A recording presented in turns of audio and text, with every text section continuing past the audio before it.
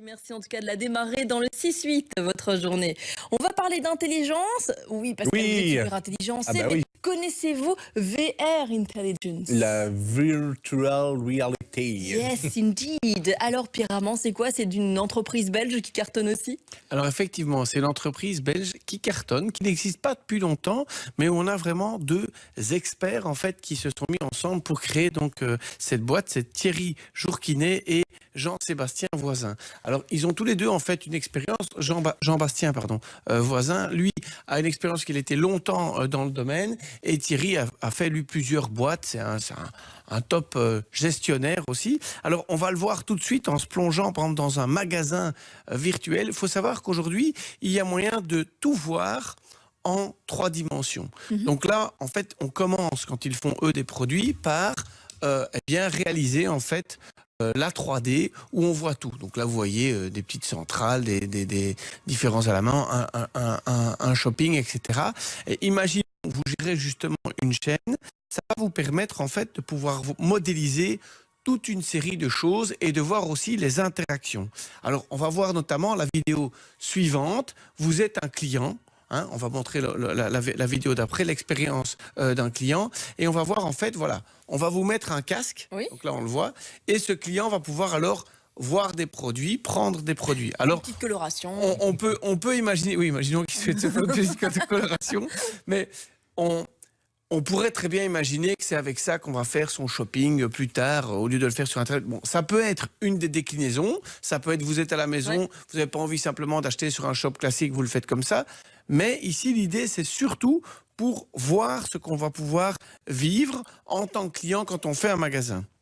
Et donc, on va pouvoir aussi analyser les comportements. Donc, imaginons, vous allez ouvrir un magasin, regardez ce qu'on voit. En fait, on suit ici le regard. Vous savez, c'est toujours ce qu'on fait. On regarde l'analyse d'un rayon pour dire, tiens, est-ce que mon produit est bien placé? On demande à un client lambda de rentrer dans le magasin et d'analyser et de dire ce qu'il voit, ce qu'il ne voit pas. Pour voir si une promo, par exemple, est... Et tape à l'œil ou pas? tape à l'œil ou pas. Eh bien, on peut le faire en 3D, ça aura le même système. Donc, ce qui veut dire que vous allez là où est votre cible. Donc, par exemple, imaginons que vous êtes fan de jeux vidéo, d'accord, hein, vous allez à un festival, pardon, vous voulez analyser les fans de jeux vidéo, vous allez à un festival de spécialistes de jeux vidéo, et là, vous leur mettez le casque, et vous les plongez directement dans votre nouveau concept de magasin de jeux vidéo, et vous allez regarder comment ils interagissent, et vous les écoutez aussi en disant, tiens, je trouve pas ça, pouvez-vous me dire dans le magasin où se trouve tel jeu? On va voir s'il trouve ou s'il ne voit pas. Et alors, en réaction, et c'est ça la vidéo suivante, on va pouvoir aussi visualiser les aménagements d'un magasin.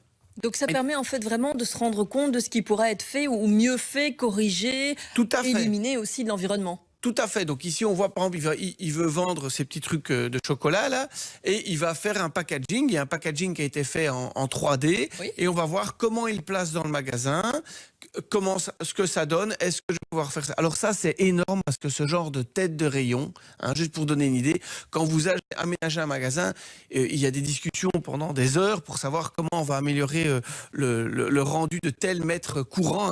C'est vraiment très important de savoir combien on vend par mètre courant dans un magasin.